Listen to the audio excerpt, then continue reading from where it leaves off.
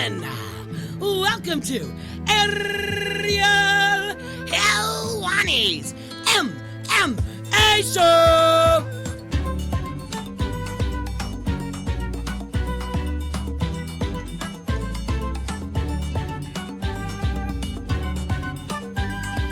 Back in your life on this Monday, April 27, 2020. Hello again, everyone. Welcome back to a brand new episode of DC and Helwani right here on the litany of ESPN MMA channels. I'm Helwani. That's DC, Daniel Cormier, Ariel Helwani, of course, and we are presented by Modelo, brewed for those with the fighting spirit. Daniel, how are you? I'm pretty good, man. Yeah, just kind of hanging out, looking at my sprinkler system, which is not very good. Thinking about the fact that we lost a sponsor from last weekend. I mean, I don't get it. What are you talking about? Things are going sideways on us really Things fast. are going great. I mean, we were you're looking rolling svelte, by the way, DC. Can we address this right off the top? Is it the blue? What's going on? Well, last week I told you I was very heavy, and I've lost a few pounds. I was asking myself, can I do better? Can I do better? You should do better, DC. And it's still all bad. Like, it's still all bad. But I've lost a few pounds. I got on the treadmill for 4 days last week, starting to run, trying to get my act together a little bit. But I did question whether or not I could have a heart attack on my first run. But it's going good. By the way, I just saw a recording thing pop up. I just want to know from Corporate Jake, you were recording this whole time, right? I mean, last time it was like a few, Jake. I don't know. Okay. Just want to make sure from Corporate Jake over there because I just saw the thing pop up. Quarantine has taken a toll on old Jake's brain at times, but it's okay. He'll get through it. How many LBs are we down? We're down 4 right now. We're down 4. It's not enough, though. It's not enough. We still got some work to do, but we're down 4, and that's good. So what are you at, 270 now? If I told you the truth on my weight last week, it'd be 253, but I think wrestlers, they're usually a pound or 2 or 10 off when they tell you their weight. But I wasn't 10 heavier, maybe pound maybe. Just depending on what I ate the night before. But I'm down 4 pounds and I feel good. I feel good, Ariel. I feel happy. I feel healthy. And I'm looking to get this fight going. Considering the state that we're in, like, as far as the sweatpants go, how high are we? Putting them up. At this chest. Point, Ariel, sweatpants over the belly, but then the belly is fighting so hard that it rolls back under. They roll back under. My sweatpants can't even stay over my belly at this point. Like, they roll under. Like, my sweatpants actually roll back under my stomach. It's awful. Like, I cannot even. I barely can sleep in the bed with my wife because I snore so loud. Every time I can't wait, I start to snore so bad that I gotta sleep on the couch. I'm like, hey, and then I'm mad. Ariel, then I'm the one that's mad because I'm snoring so loud. She taps me. I'm like, you're bothering my sleep, woman. I'd rather sleep on the couch where she doesn't wake me up. How rude of her to wake me up. Like, you want to go to bed and I'm snoring? Go to bed first. Because right. Go to bed first. Because if you stay up, and then I'm sleeping comfortably, like the nice little angel that I am. Yeah, I know I'm snoring, but now you're interrupting me. Don't wake me up out of my sleep. You messed up. Beat me to bed, Eric. Well, I'm excited about today's interview. I can only imagine how much you snore with that nose you got on your face right now. Believe it or not, terrible snore. I'm not a big snorer. Come on. And I tried to sneak in a diss right there, but you missed it. You totally flew right by it. Did you hear it or no? No, I didn't hear it. I said I was excited about today's interview. You're about to say interview, huh? You can't laugh at your own jokes when they suck. You can't laugh. Hey, don't laugh at your own jokes when they suck. Oh my goodness, dude! You want me I'll hang this call up right now. I'll hang it up right now. Tell them how I got you yesterday. Tell the world how I got you yesterday with my text. How I fooled you. Tell them. Oh, you're gonna take a week off? You're gonna take the week off now. That's what you're doing. So I said, "Come on." You thought for a second I said, "I'm gonna take the week off." Hey, Ariel, tell them. You have gotten so big. Your rivalries, Helwani boxing. You've gotten so big that you're canceling on me now.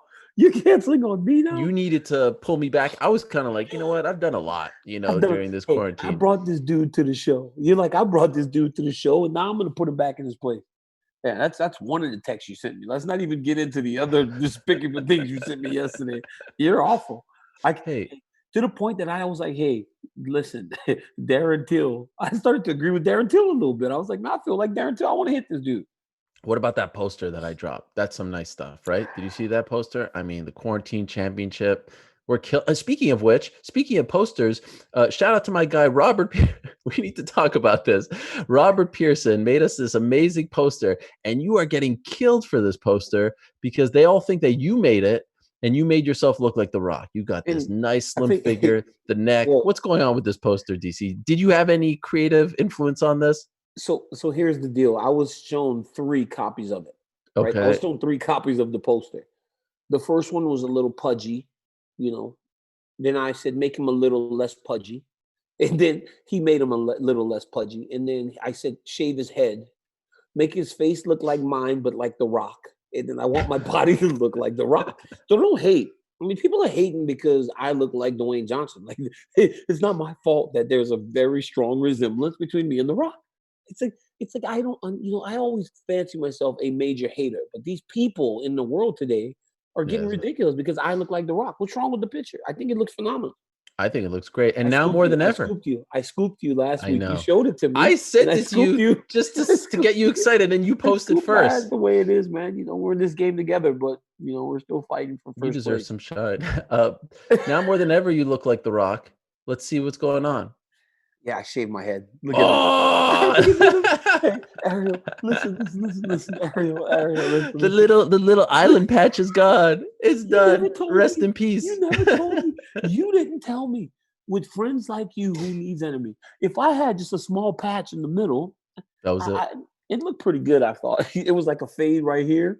Yeah, it was nothing on top. Just like right here. It was just like a little island. Wait, so what happened? Why'd you do it? Is this the first time? Yeah, it's the first time. Just because I couldn't get a haircut. Honestly, another thing that really kind of jacked me up was whenever I got a haircut. I was so excited about going on our show. Yeah. And I was like, it was when you couldn't get a haircut. Right. And then I got a fresh haircut. And when I showed it, you said, what happened? Did you do what Shaq did? And I was like, it can't possibly look as bad as Shaq's. I was like, what? It looks like Shaq's. I was like, what? It looks like Shaq's. When it was fresh and you thought it was like Shaq, I was like, it was okay, time. It's time to cut it. If it looked like Shaq's, if it looks like Shaq's, I was like, it's over. I legit thought that you were doing a joke when you showed me that. Like, I thought so crazy. I was so excited about getting a haircut when you couldn't, and you asked me if I did what Shaq did. I was like, that's a wrap. But I can't guarantee that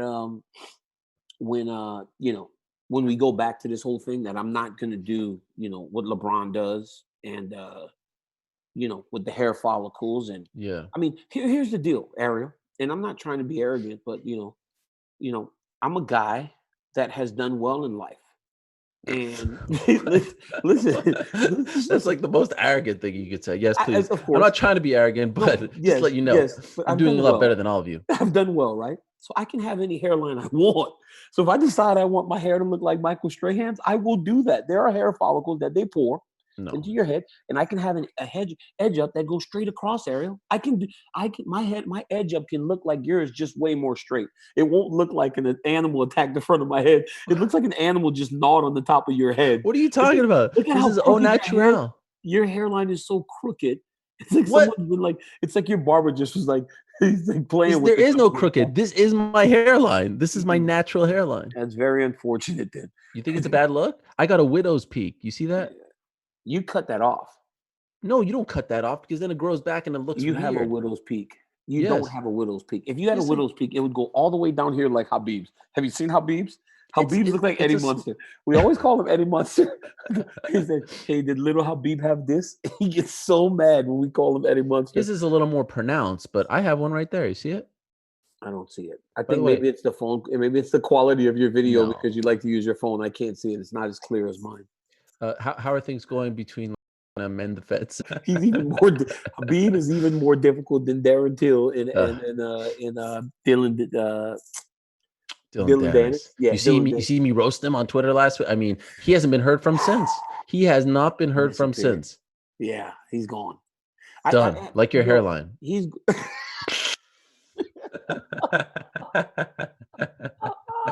like the little island, DC Island. Forget about Fight Island, DC Island. R.I.P. It was good. Hey, that was good. That was good. I gotta be honest. Your trash talk game has been upped during quarantine. Unfortunately, quarantine is going to end, and you're gonna have to see these people. And the more you insult me, the more I think about not protecting you, and then you're really in trouble. That thing Darren Till put up the other day that says the next time I'm going to see Ariel at a show and DC's not there, and he's that guy standing behind the wall. Darren Till's good. He is Darren good. Till is good. He is Ben great. Askren has kind of fallen off, but he came back a little bit. Last week, he came back a little bit. Ben came back a little bit, but Darren Till's good. Dylan Dennis is bad. But so we're like right in the middle. Ben's decent. Darren Till's good. Dennis says trash talk needs some work. He needs to talk to Connor. Maybe Connor can help him a little bit. I feel like we should talk about something fighting related at this Yes, point. please. Fight Island? No, Fight Island isn't a thing yet. But you know what is a thing? Jacksonville, Florida, May 9th, UFC 249. Are you going to Jacksonville? I'm going to Jacksonville. Wow. So you are Mr. Reliable for the UFC. You were going to Tachi. Now you're going to Jacksonville. I'm going You're going to do. Are you doing all 3 shows? I'm going to Jacksonville, baby. Home of the Jaguars. For 2 weeks, for a week. I'm going for a week. You're going to do all 3 shows? I'm doing 2 of them. Okay. I'm going to do 2. Which one, 9th and 13th? Baby. I'm doing the 9th and the 13th. I'm going to Jacksonville, baby. Hey, when they call me, I'm going, put me in, coach. I'm ready to play. I'm ready to play. Today. Put me in, coach. I'm ready to play. Today. Look at me. Yeah, I'm ready. I'm ready to play. Coach, put me in. But just to be clear, because people are going to, you're going to call fights, not fight. I'm calling fights. I'm not fighting. Coaches, hey, coach, I'm not ready to fight yet, but I'm ready to play. Coach, I'm ready to call. You call my number. I'm ready. Call on DC. I'm ready. I show up. Yeah, I'm going to Jacksonville. For sure I'm going. I wouldn't miss watching 2 of my favorite people in the world fight for the bantamweight championship of the world, Dominick Cruz and Henry Cejudo. 2 of the most elite athletes of all time and 2 of the best personalities in the entire game fighting for the UFC championship. I wouldn't miss it for the world. So you're going to go? I'm going, baby. Tell us about the logistics. Is it the same thing with the 3 people like on I would imagine. They haven't told me. They haven't updated. Where are you going to stay? Honestly, man, I think Florida might be about open. Right. If I'm being honest, I think Florida's about open. I just hope that there aren't a whole bunch of people like rolling around the casino. I hope that those types of this is not a casino. This is a legit arena. Okay, so at a hotel. I hope it's just like the hotel's like not just like open to the public. I hope that it's more laid back, because if it is, then I'm just gonna kick back in my room. Once I check in, I'm there and I'm good. I'm just gonna kick back and order DoorDash, do my research. Now, going to the fight is not one thing. Here's the difference. When I get home now, I'm not allowed to come back home. Says who? My wife. My wife. This is a dream for her. No, I'm serious. When I go, I'm going to be gone for a week. When I come home, my wife has a mandatory 2-week quarantine away from her and the kids. I'm telling you, man, I can't come home.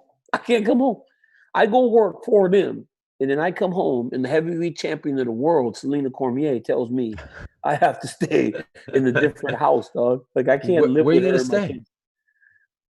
I prefer not to share that type of information. Oh, okay. Because then you will paint me into something. You'll try to paint me into something. No, you'll try to paint me. Where are you going to stay? I mean, I'm concerned. Nope. You want to? No, you have a place? I mean, there's a place to stay. Yes, there's a place to stay. But I'm not going to tell you because you're going to try to paint me into something that I'm not. Is it like a hotel that you like pay for, or is it like like an Airbnb? You're so stupid.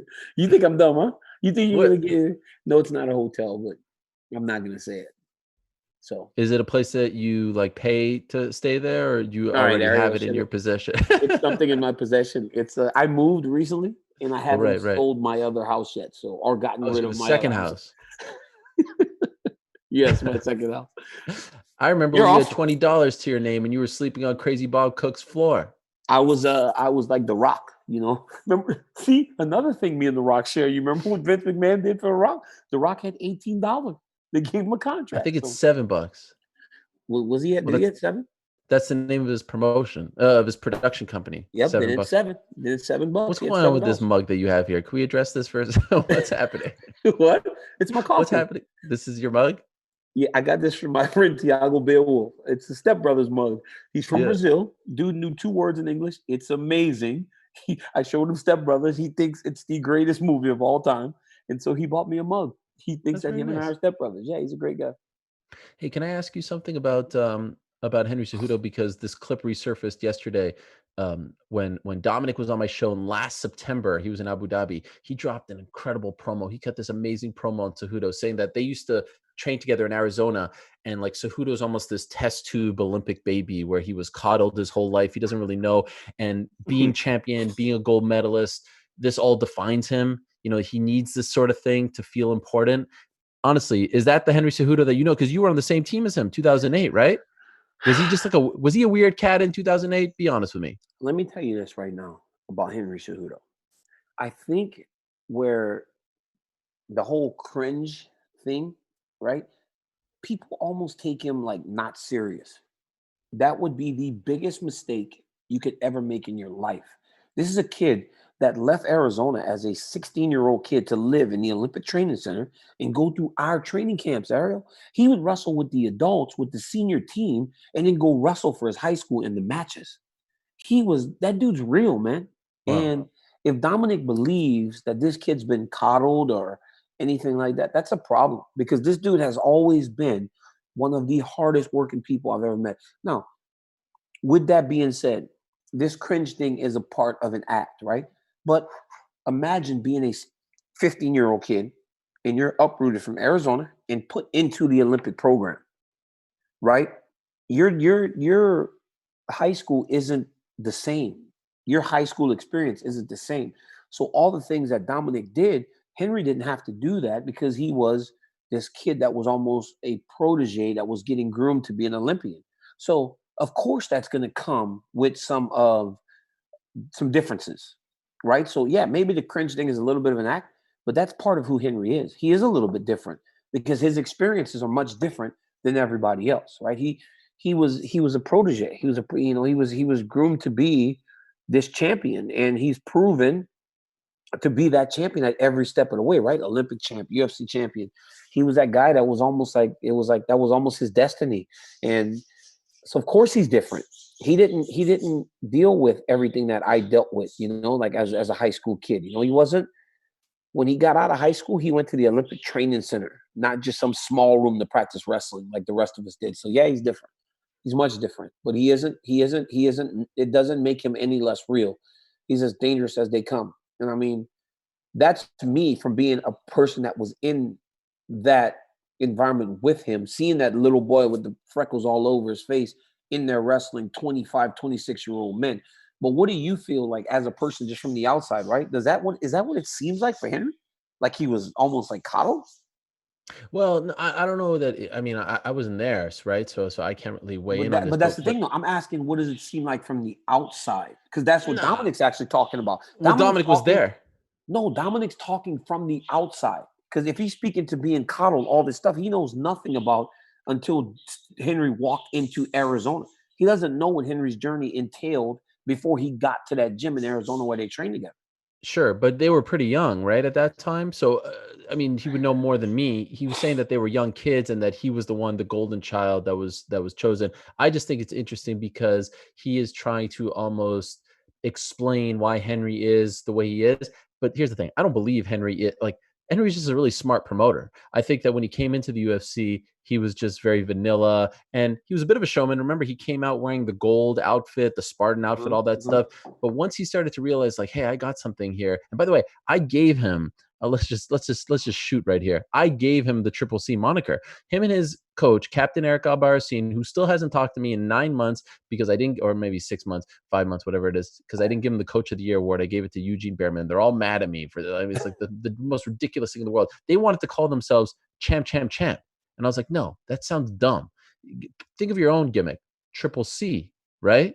So if you want to give someone credit here, and Well, you know, like I you just took want that from Triple G, right? no You took it from Triple H. Triple G. No, Triple you took it H. from Triple H or Triple G. You took it from somebody. So Way it's better than not champ, all the- champ, champ. I can assure you of that.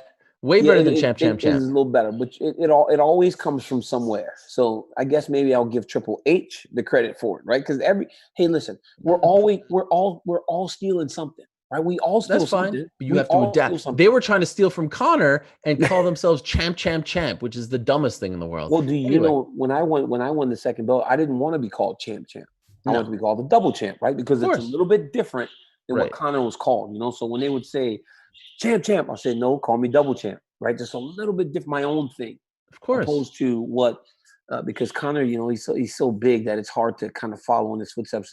So to be called champ, champ, champ would have been a mistake because it would have been corny as hell. Yeah, it wouldn't have been good. But I like the Cejudo gimmick, and people take it too seriously. It's part of him. It's part of him. That's not just a gimmick. I'm telling you.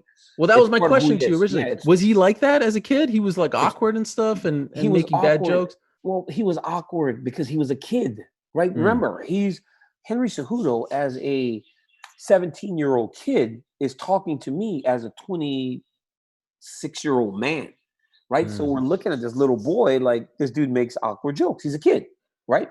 Even as an Olympic champion, he was only 21 years old, I believe, right? So he was still awkward, but that is who Henry is a little bit. He does make bad jokes, and he does sometimes not. There are times where he's not truly aware of whether or not something's as funny as he may think it is. But just know that he is the realest. I mean, it worked.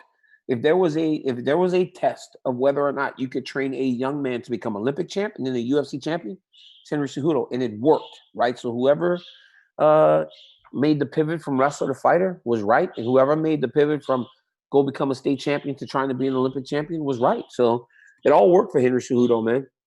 Dominic better not underestimate this dude, because if he does, he's gonna get beat. Point blank. By the way, when Henry won gold in 2008, and of course you didn't, were you jealous of the little kid? Be honest. No, I was so happy for him. You were not. Part of me was like, "Come on, this little schmuck won, and I can't win." It's almost like you watch a kid, bro. There are two guys I watched become Olympic champ: Cael Sanderson and Henry Cejudo, and they just were different. Like I remember being in not the Olympic Village, but at that college where we trained in 2004. We would work out so hard, and then we'd go to eat lunch, and guess who would be on the track running an extra like 2-3 miles? Cael Sanderson, right? And I just it was like he was different, right? So you just were happy for him when he won. And Henry Cejudo was the same. You watch Henry lose in 2007 and was last place in the World Championships, but then you watch the work he put in the 12 months that followed, that when he won, I mean, I remember being in the hospital after that weight cut, and somebody might have gave me that Henry Cejudo won, and I was, yes, wow. Happy for him, because you knew that the dude had put the work in to be the best. And you can see it even in the fights, man. He was fighting Marlon Moraes and was just like, yo, this is not happening to me. Enough is enough. I'm just going to go get this dude. So he just went in his face and just beat him up until Marlon fell down and got beat. That's one of the toughest dudes in the world. Henry just made a decision that tonight wasn't his night. And because of all the work he put in, he can do stuff like that. Not everybody can do that. The most fascinating story on this card, with all due respect to Tony Ferguson, Justin Gaethje, everyone who's on the card, I mean, top to bottom, Fabricio coming back, Fabricio Verdum. The most fascinating story on this card to me is Dominick Cruz. The guy hasn't fought in almost 4 years. He's in his mid-30s, the former champ coming back. And what makes it so interesting is he's been the loudest guy who has said ring rust isn't a real thing. He can prove it now. I've proven it twice before. He came back to fight Mizugaki, came back actually 3 times, came back to fight Mizugaki, Dillashaw, and then he had the Garbrandt fight, which he lost. Do you believe in this? Because now it's not just ring rust, it's ring rust plus father time. Now he's in his mid-30s, right? So it has to catch up to you at some point, right? I think he's another master of preparation. I think he's just another master of preparation. You know, one of those guys that believes so strongly that he's prepared that he can say ring rust doesn't exist. But I don't know. This dude has just been.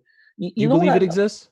I do. I'm one of the guys that do think ring rust exists. A little bit. I don't think it's such a big factor when you've been fighting so long. That's why Stipe could come back after a year and beat me, right? Like that's it takes a little bit of time, but once you got 25 minutes, you can work through 25 minutes of a fight.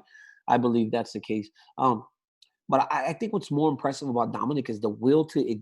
He almost willed this title shot into existence. When he first started saying, "I'm going to get a title shot," everybody laughed at him. Like, "Yeah, you're crazy. You've been gone for so long." But he said, "No, I'm going to get a title shot." And then they right before he got his title fight, Ariel, they said he turned away a fight against Corey Sandhagen, right? Like that, was it Sandhagen? Yeah. He turned down the Sandhagen fight, right? And everybody's like, "Oh, he's scared to fight. Da da da. He's not going to do this." Maybe, but Dominick, who I had spoken to personally, was like, "I deserve a title shot." He was like, "I want to fight for the belt." And so if he did say no to the Sandhagen fight, it worked. He really willed this title fight into existence. And I know when him and I spoke, and he was like, "What are you going to do?" And I was like, "I'm going to fight for the belt. That's what I want to do. I think that's what's fair to me." He goes, "I feel the same way." And as a friend, I said, everything you've done in the sport says that you deserve title fights, but it's been so long, are you going to be able to get it? And he was like, "I want a title fight." And he was so stern in his belief that he deserved a title fight. And somehow, although gets stuck in Brazil, a pandemic happens, because he almost willed this thing into existence. It's crazy, man. I don't remember if we talked about this last week, but to me, I think even more, I know it's a big story, the Dominick Cruz thing, but I think the Amanda Nunes thing too, right? Did we talk about this last week? No, it actually happened 4 hours after us. Yeah, I think that to me is probably, I think that's the bigger thing. Just because she's like, I'm not doing it. She's in Florida, right? She's in Florida. It's close to drive. She is more she was just so in tune with herself. Like, I can't prepare myself effectively. And it takes courage to say, I'm not going to fight. Because, all of us are screaming, we'll fight. Amanda, being the double champion and the greatest fighter in female history, was just like, I'm not doing it. And I can't prepare myself effectively. What do you think of that? Well, so this is so interesting because there's now 2 fighters on the record who have said in the midst of all of this, I don't feel comfortable, right? 2 fighters, right? Amanda One, and Khabib. Yeah. And what do they have in common? They're 2 of the biggest names in the sport. No. And here's the thing. They have the most to lose. So what I wrote in my column last week, will we see more big name fighters, more champions say, because look, a challenger has the most to gain. Like Felicia Spencer also lives in Florida. But for her, okay, I'm just going to drive, throw caution to the wind. To me, it's the big dogs, the champions who have the most to lose. I think you're trying to spin a narrative. You're trying to spin a narrative here. What are you talking about? Khabib did not say he wouldn't fight. That's not true. He did say, DC, no, he stop didn't. it. No, he was going to. He was going to fight. No, Habib was going to fight. Changed his story. Don't make this into an Ariel versus Khabib thing. No, he said it's a pandemic, and I respect him for it. No, it's not. Ariel, listen. I just think, I don't think you're trying to make him bad. I think you're just misunderstanding a little bit what happened. Because again, you and Khabib don't talk. So it's you're getting things from. I'm listening to his interviews. Yeah, but I think why you gotta say that? By the way, why you gotta say that? You and Khabib don't talk. Why you gotta pour salt in the wound? I mean, we used to be tight. You did, and you've done a lot to help him over the course of his career. But I think he gets confused a little bit, trying to really speak English all the time and just trying to really explain himself. I think he gets confused. Even that message he wrote, when I spoke to him a couple hours afterwards, and he said something completely different, right? He was still cutting weight. So I think it's just confusion. He would have fought. I think Amanda's the first. Okay, Amanda's the first. So is that going to lead to more fighters who are going to say, this isn't good? Or do you think it's just because it's the first one? Once we get rolling, everyone will know this is a real thing, right? I think everybody's going to fight. I think everybody's going to be willing to fight once it just gets rolling. So does that make you lose respect for her? Not really. I think her being aware is a big thing. And honestly, like you said, she can do that. Right. A lot of people don't want to say, I'm not going to fight. But I respect Amanda because she wants to be prepared to the best of her ability. But also just to know that she can't train herself effectively. I believe, me personally, that you can make it work in this situation. I do. I really do believe. So hard though, right? I mean, you have so much to lose if you're a champion like Amanda. If you don't have the perfect situation around you, what's the point? So you can here's the deal, right? Like we understand that this pandemic is so dangerous and you can get sick. But let me explain to you the steps, right? And this is what I intend to do myself, right? Uh, you get your partners, and then your partners have to commit to you over the course of your training camp. And if they don't, then don't use them. And then honestly, if you have to, make it financially rewarding to them to where they have that incentive to want to do it. Like if you're a champion, right, and you want to compete, which is what champions do, you make it work. You don't need 20 training partners. You need some people to spar, you need coaches, and then you need bodies. You need bodies. You can do a full training camp with 3 bodies because most times one person can't spar you over 5 rounds, right? You need 3 bodies. They can rotate rounds for sparring, and then they can rotate grappling rounds. Then all you need is your cardio and your coaches. Like you can make it work. You just have to get creative, but it can work, Ariel.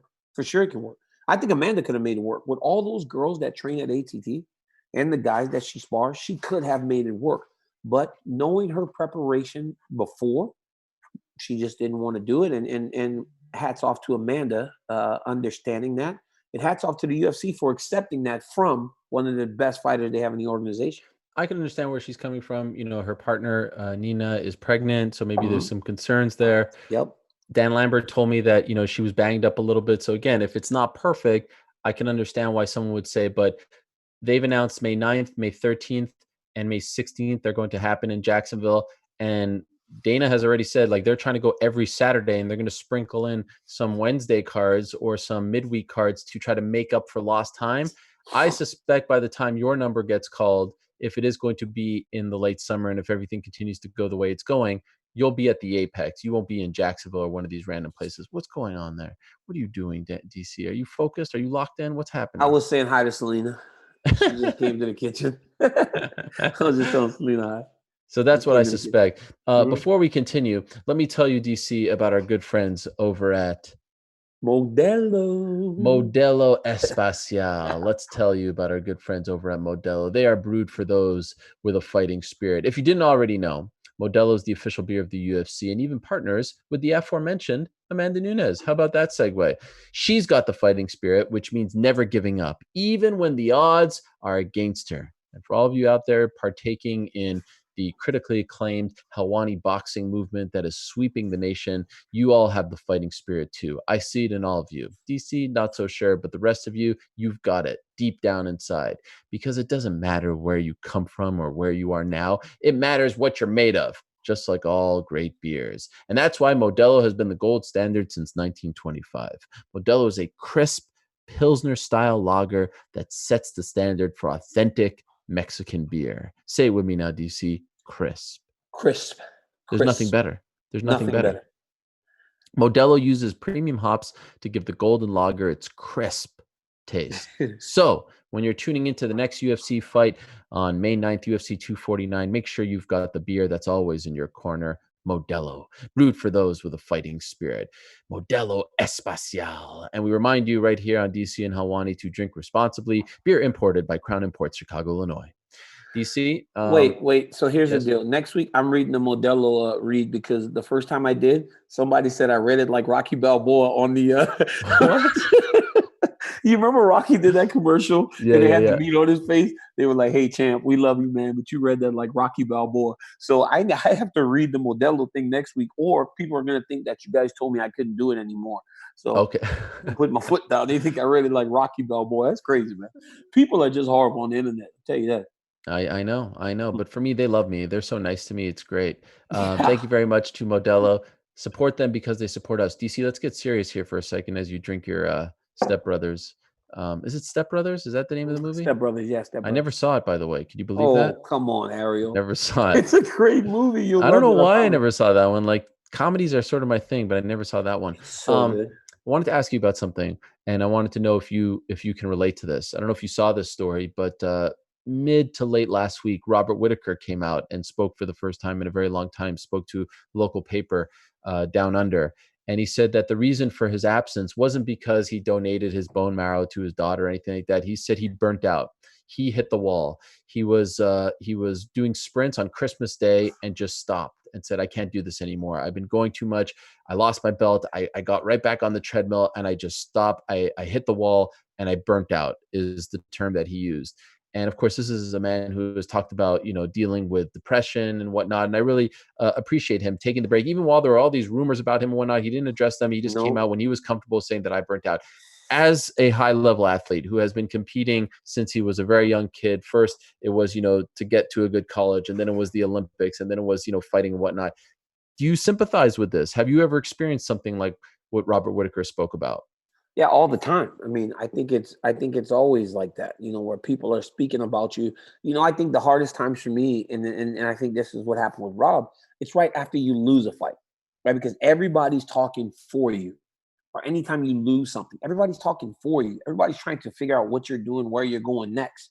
So it's hard to sit away and not say anything. We're very in tune with what's going on. So even when, like, I've lost 3 times, and every time I lose, I try to take some time to myself to reevaluate, reassess everything, to try to change whatever went wrong to where it doesn't happen again. I'm still aware of what's going on around me. When people start to question, when you win, they're calling you the greatest fighter of all time. But then when you lose, they start to take all those things away as if what you did prior does not matter. So you still have to stay within yourself and not address everybody or address all those allegations going forward. It's very difficult, but I think that's what happened to Rob, right? He gets beat by Izzy. He's back home. He's like, I'm going to start training to go and prove all these people that are saying these things wrong. And then they're talking about him giving bone marrow and his kid being sick and all these other things that just aren't true, because no one knows what we're doing on a day-to-day basis, right? We're here and then we're gone. So it took a lot of strength for him to do that in the first place. And then, yeah, you can burn out. And it's not just physical burnout. I'm pretty sure Robert was burnt out mentally. I'm pretty sure he was burnt out physically. I'm pretty sure he just needed some time to just breathe, right? And it's good that he can do that, and say, I need time. I need to get back to me. And I think athletes have to do that sometime. And I'm happy for Robert. This guy has had a difficult, it's been difficult for Rob, to become the champ and stay the champ and go through those wars with Romero and just those fights. It was, it's good to see him kind of get back to Robert Whittaker and spend some time with his wife, Sophia. I think so, yeah. Yeah, spend some time with his wife and their children, and just let all this other stuff that in the grand scheme of things don't matter affect you and affect your mental health and everything else. So yeah, good for Rob. Yeah, and of course he had the collapsed bowel, right, when he had to withdraw everything from that fight. I mean, he's been through a lot. But here's the thing. There's a difference between feeling down after a loss or a setback, and then there's hitting the wall, getting burnt out, like needing a break, a mental break. I would imagine. I mean, I remember when we spoke about the E6 for the E60 piece, you talked about after Olympics, like, you had the blinds, you were down, but there's a difference from this whole thing. Like, I don't like it. I didn't go to Oklahoma State as much.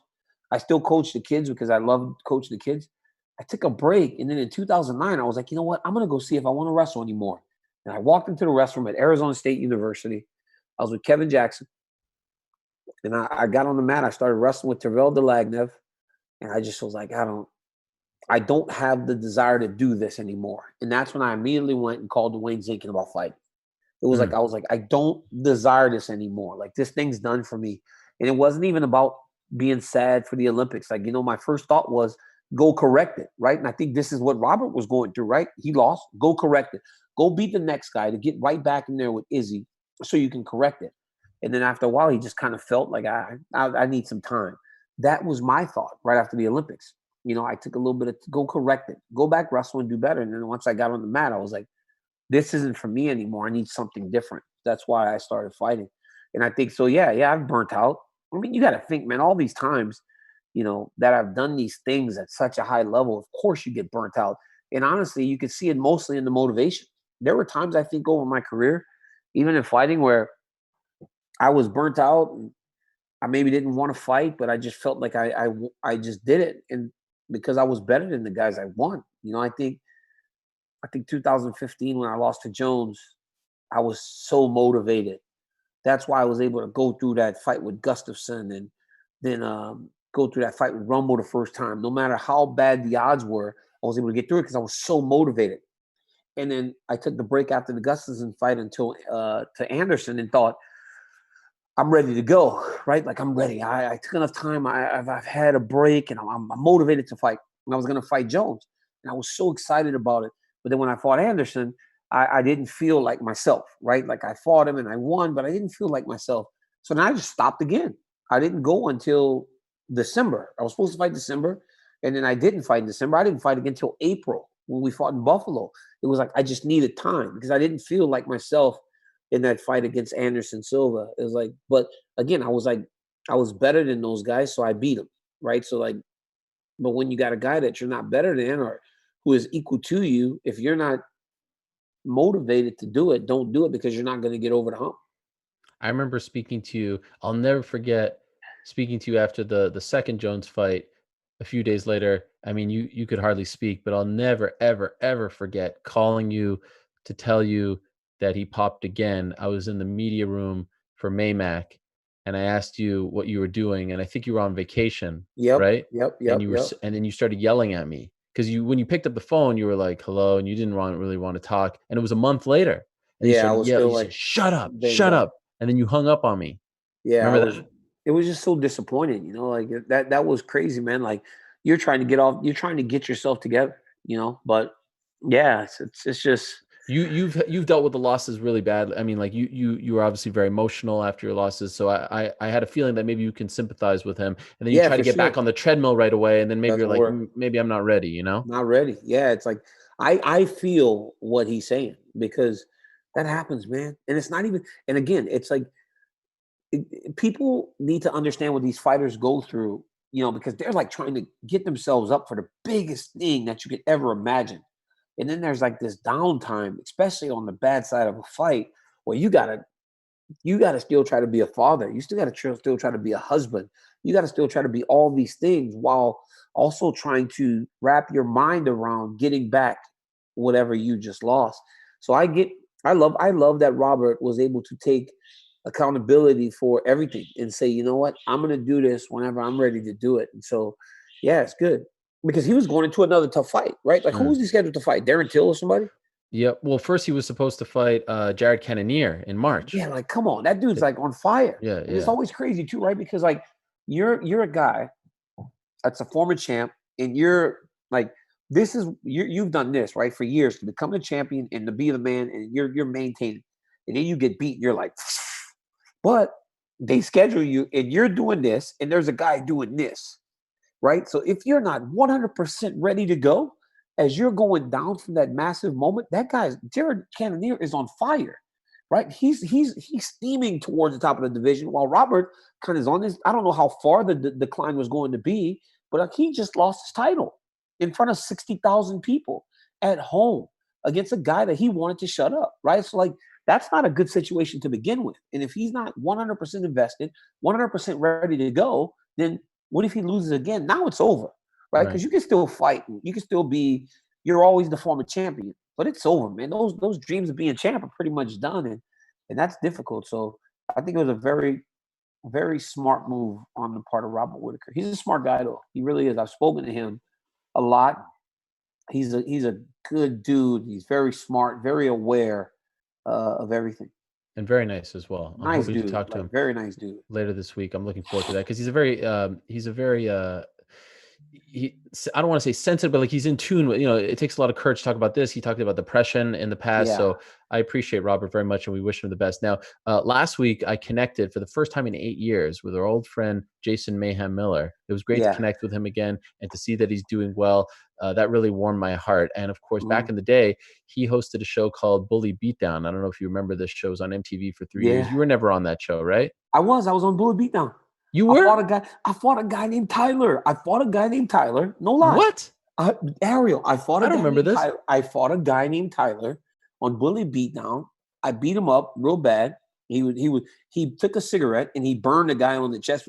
This kid in his college dorm, Tyler didn't want to burn his cigarettes out in an ashtray. He had a guy for that. He would take it on this poor kid's body. So was it legit? Was it real? I beat him bad, bro. No, not the fights. But was like Were these stories real? Were these bullies real people? Like, was it a Bro, real thing or was it Ariel, a work? if it wasn't, I don't know why those guys would sign up to get beat up like that. I mean, And did someone they sanction never these made matches? money. They never made money. They Hmm. never made money because we always just beat them up the whole time. What are you I'm trying to possibly find. doing right now? I'm You're trying looking. to wait. No, listen. I'm trying to find this video. I'm looking through my pictures on my old I Facebook. thought you were texting with someone. You No, were no, so no. bored. I'm trying to get it because I want to show you what Mayhem Miller did to me at the beginning of my career. It's crazy what Mayhem Miller did to me in the beginning of my career, man. We were With Bully training. Beatdown? No, I used to train with Mayhem. Remember, he was King Mo's training partner. Ryan Right. Parsons was their manager. Yeah. They had this small camp, right? It wasn't like a whole bunch of guys that trained together. It was just Mayhem, Mo, and just like a couple other people. As we go in and out, we would train in their gym. Well, I was training with Mayhem at the very beginning of my career. Bob Cook always told me, be careful training with too many people. You know, you don't know them. You haven't trained with them before. You got to be careful. So I was like, whatever, man. I'd go train with Mayhem. Well, I'm training with Mayhem. I go to shoot on him, and Mayhem knees me in the face, man. He was crazy. Mayhem knees me in the face when I was younger, and he gave me this big old cut. Now, I wasn't mad at him. I wasn't mad at him. It was an accident, but it was like we were just kind of training, man. I don't know if you'll be able to see this picture. I'll put it right next to the camera. Look at my eye. Snap. Look at Yes. my eye. This was about a week and a half after Mayhem got me in practice. And he was so apologetic. I'm not trying to paint Mayhem as Did you fight yet at this point? I had started training, and look at this. This is the cut right after we were done sparring. You see That's that? not a good training partner right there. He did it like I was actually trying to shoot on him, you know, because that's all I did back in the day was shoot. And man was just a wild man. He was a wild man. He would train hard. He would work crazy hard. He was just sparring, and he cut me open right over the eye. I think I still have the scar, but yeah. And I'm just happy. I remember being with Mo back in 2009, and we'd go places with Mayhem. He was a massive star. Everybody knew him. Yeah. He always treated me so nicely, but he was just a wild man. And then he kind of went off the rails. But then seeing him the other day talking to you was it was encouraging to see that he's doing so well. I'm happy for Mayhem. I had no idea you were on Bully Beatdown. I was, yeah. Mayhem, and did you Mayhem win? Was always good to me, but you know, I'm happy he's doing better. And yes, I did win. I beat up on Tyler. Hey, listen to this though. Tyler was in Washington D.C. a couple years back, and we took a picture together. Wow, you saw him? I was calling the fights, and they said the guy from Bullet Beatdown wants to see you. He was like yelling from behind the rail. They were like, "There's a guy behind," saying it was Niner. The guy named Craig Niner was like, "There's a guy behind us saying that you fought him on Bully Beatdown." I was like, "Tyler?" And I looked behind him, and sure, it was Tyler, the guy from Bully Beatdown.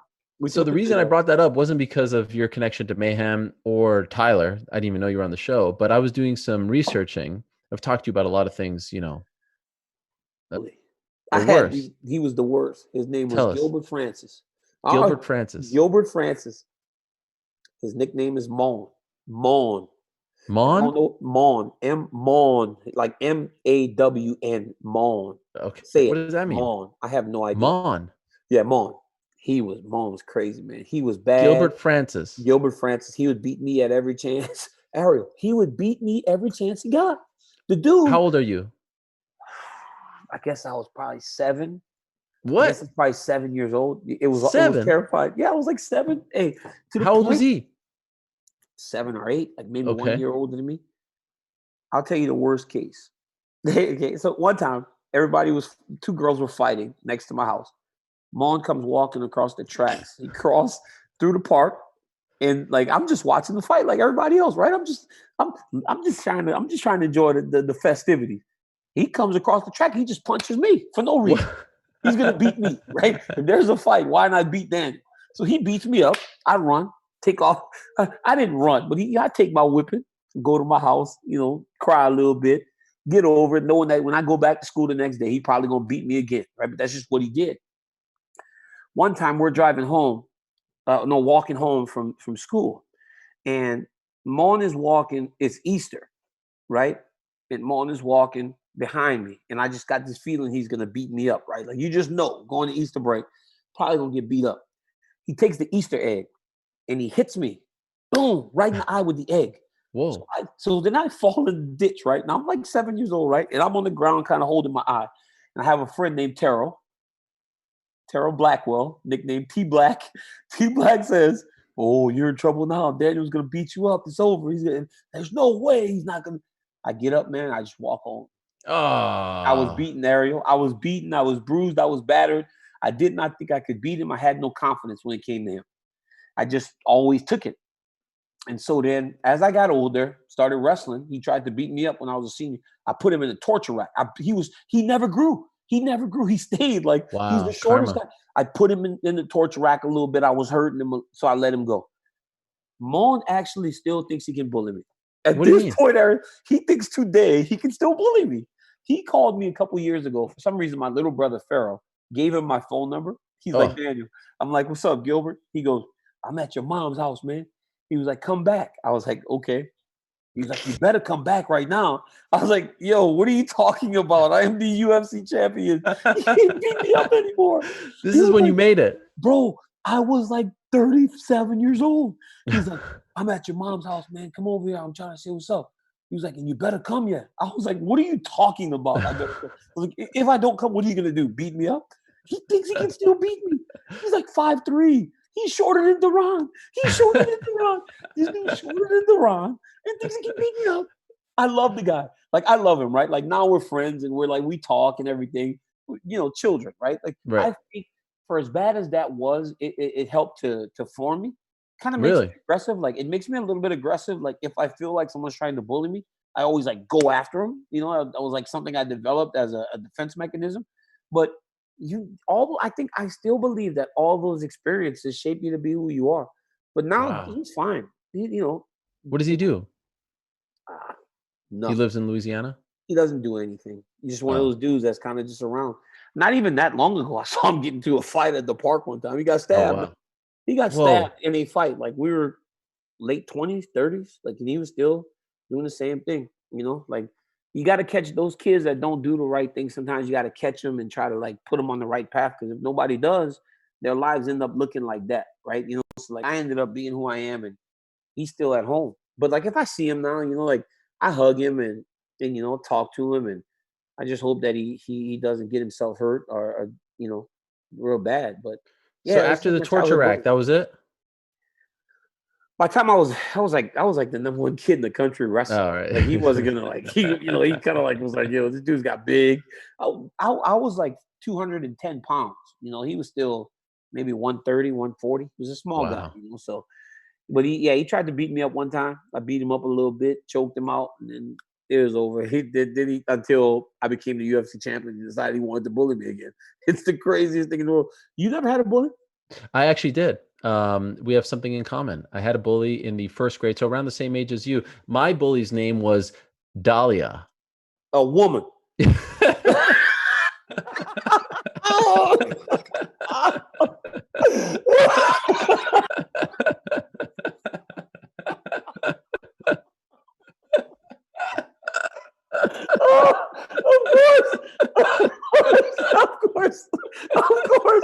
Of course. Oh my goodness. Oh my goodness. It's true. Of course. It's true. She was a terror. I'll never forget her for as long as I live. Can I tell you something? I used to sit next to her in class, first grade, and she would sit there and give me, like, the evil eye the whole time. It was horrible. So you know what I did? My mom asked the teacher if I could sit in the back of the class, and then she would sit and look at me like this the whole time. I could see it till today. Dahlia. I won't say her last name. So she would just look at you and just look at me. That was my bully. But then would she hit you? Would she hit you? Well, here's the thing. Be honest, would she hit you? No, she would never hit me, but she had two older brothers that would confront me. So it was like, by extension, you know, it was almost like a 3-on-1. But she was the scariest person. Dahlia. Oh my goodness.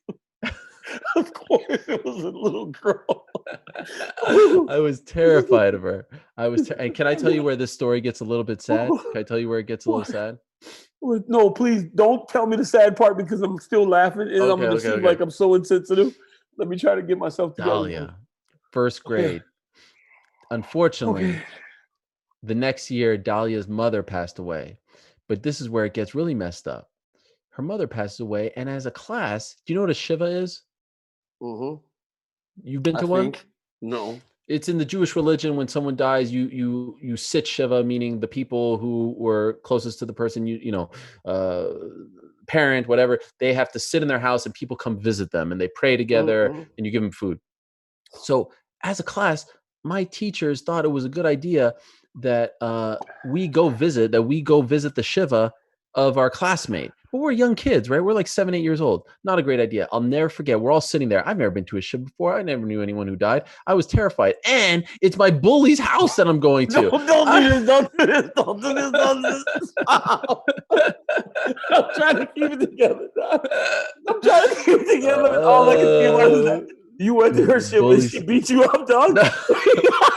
Worse. It was worse than that. It affected me. This must be 1990, if not 89. And I still remember it till this day. Sitting in her living room, scared. She stared at you again? She's eating a banana and she comes up to me and she looks at everyone. She was terrifying. She looks at everyone and then she stops on me and she goes, "What are you doing here?" And I will never forget that. I felt so bad. She was bad. Oh my God. I was like, here I am trying to pay respects and you're calling me out? What am I doing? I don't even want to be here. She was bad. She was bad. And then guess what? The next year she switched schools and I never saw her again. You were probably so happy. Oh, I was so happy. I was terrified of her. Dahlia. Every time I hear that name now, Dahlia is a very Jewish name. I get chills down my spine. My goodness, bro. That is hilarious. It's hilarious, dog. Oh my goodness. I thought I had it bad. Moan used to beat me up so bad. Like we both used to get beat up. That's awful. That's awful, man.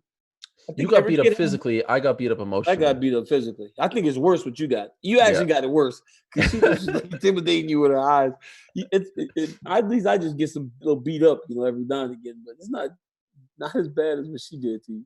Dahlia. Oh, it's so funny because I can get over it, right? Like I can get over the physical fight. Well, you also got to exact revenge. I never got revenge. Well, because what are you gonna do? Fight Dahlia? She probably would kick your butt because it's the same guy trying to bully Darren Till. Why do you think I have all this anger in me towards these fighters? The Helwani revenge tour. Now, DC, speaking of which, last week you said you were disappointed with The Last Dance. Do you feel better after episodes 3 and 4? Because you felt bad for the late Jerry Krause. I do. See these segues that I have here? I go from like funeral. Yeah, I'm pretty good at this stuff. Anyway, do you feel better now after 3 and 4? Or do you still feel like he's getting a raw deal? I liked it. I like 3 and 4. No. Listen, man, Jerry Krause. His relationship with the guys, I'm starting to understand now that it was just that. That's what it was, right? They didn't like him. But again, those guys went and got Dennis Rodman. I enjoyed the Dennis Rodman episode. I thought that was my favorite one so far. I get sad after the episodes are over. Like I want so much more. I wish they would just give us all 10 hours. Like stop teasing the ESPN. Like let us have all 10 hours of this, man. Like it's no, this is good. It gives me something to look forward to. I want them all, man. I'm not very patient when it comes to stuff like that. I liked it. I like episode 3.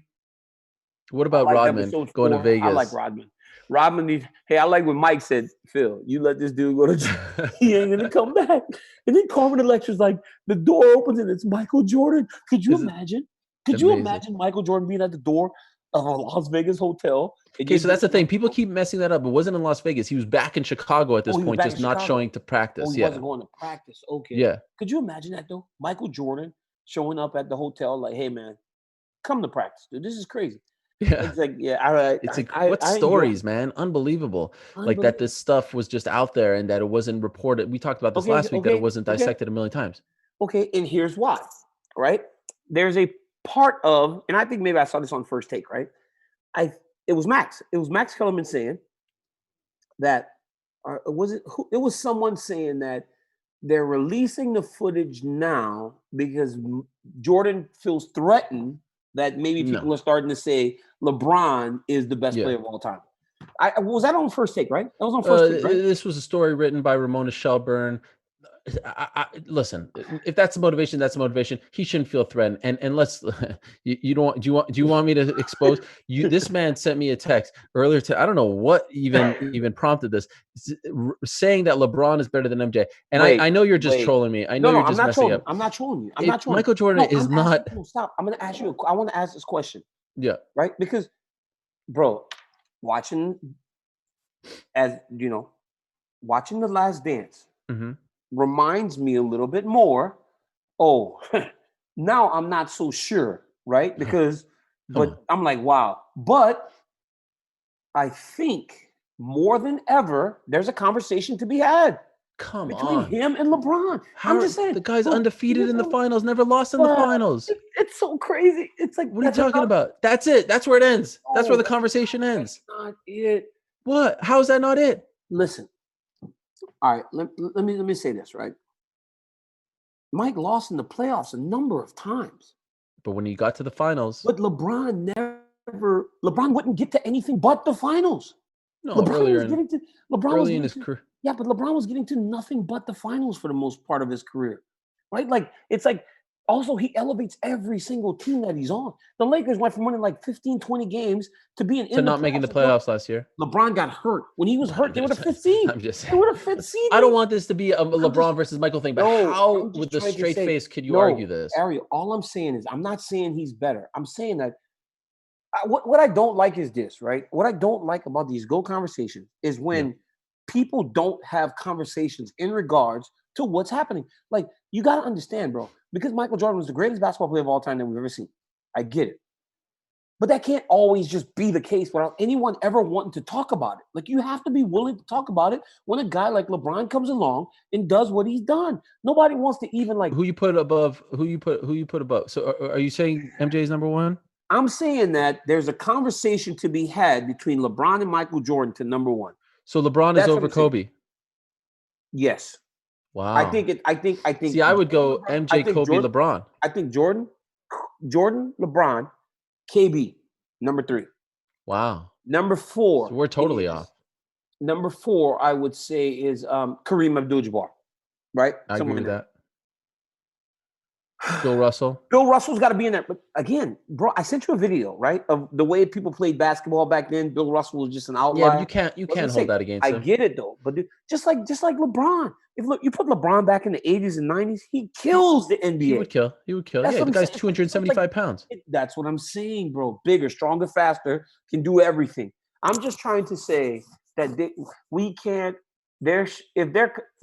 Even the Muhammad Ali thing, right? With Floyd Mayweather. People don't want to say, well, Muhammad Ali's the greatest boxer of all time. Rest in peace. Everybody loves Ali.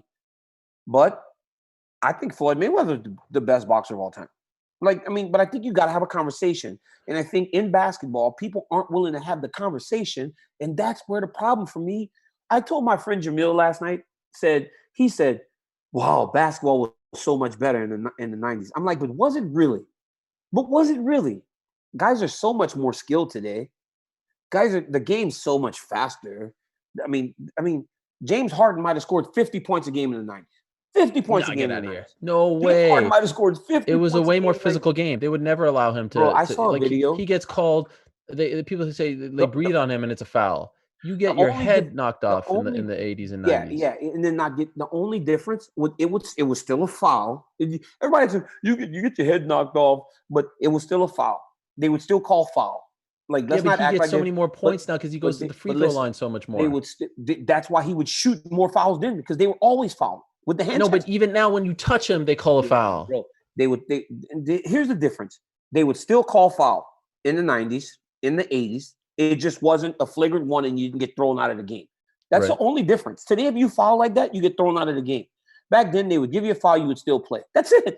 But it changes your mindset. You're thinking twice before you're going in there and doing all this. But Ariel, it was still a foul, Ariel.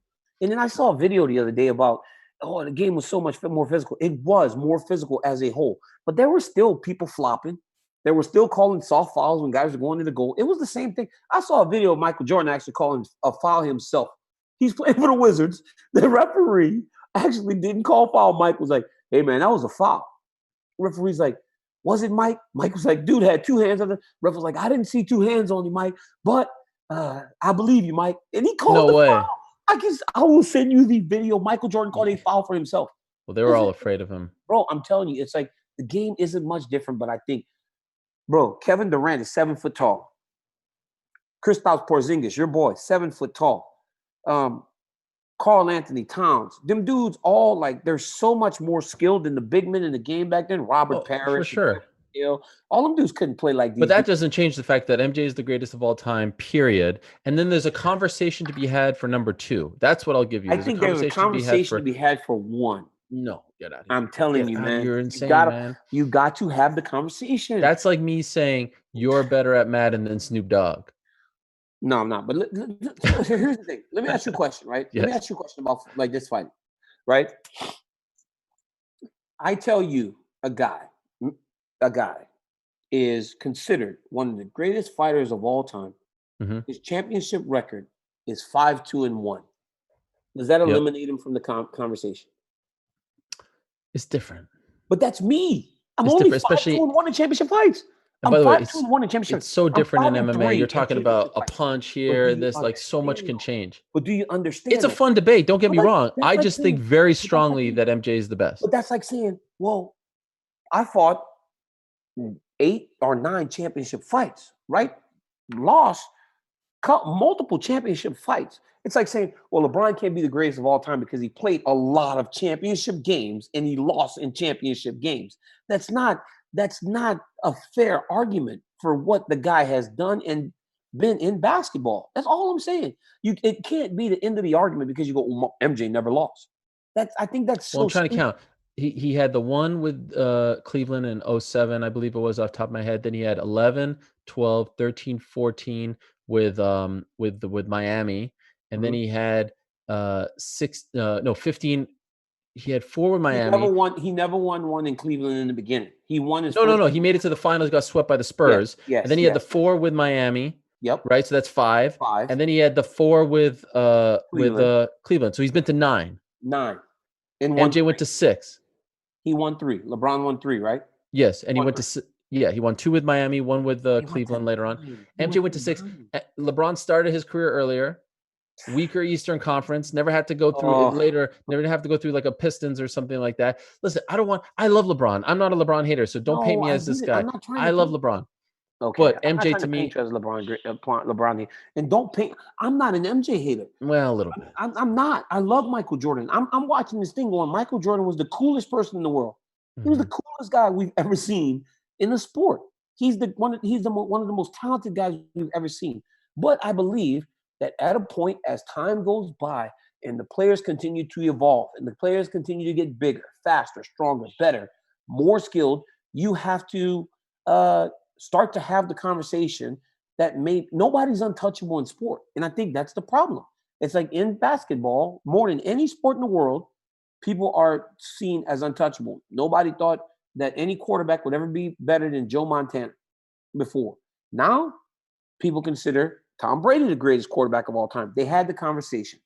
They were open to the conversation. In basketball, it's like no one wants to discuss it, and I think that's unfair, especially when you have a guy that's once in a lifetime like LeBron James. I need to appreciate LeBron more. You know who is a hater? Corporate Jake. He's freaking out over here. He's telling me we're way over schedule. We are over. So I'll give you the final word on that. It's been fun. Thank you, DC. Thanks for joining us again, making the time. I won't tell people that you were a little tardy this morning. You were probably cleaning up. I was a tad bit tardy. I didn't cut it. But it's all good. Don't make me call Dahlia. Thank you very much to Modelo. We love them. Support them because they support us. DC, you're the man. I'll talk to you next Monday. Much love. Have a great week, everyone. We'll talk to you soon. Thanks for watching.